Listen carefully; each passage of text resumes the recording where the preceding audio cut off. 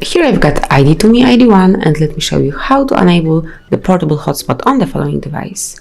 So at the very beginning you have to open the settings, then under wireless and networks tap on more, and here you will see tethering and portable hotspot.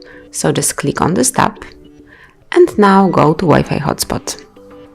To enable it, you just have to tap on this switcher, wait a few seconds, and that's it.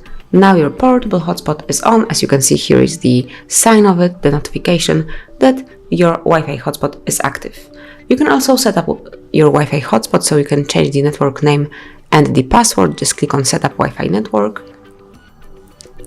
and delete the current name, enter a new one.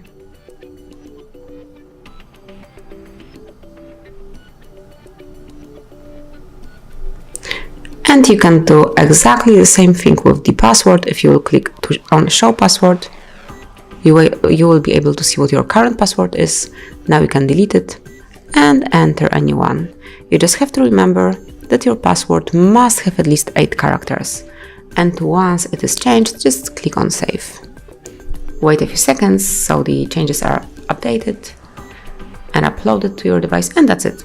Now you can share your internet with your friends.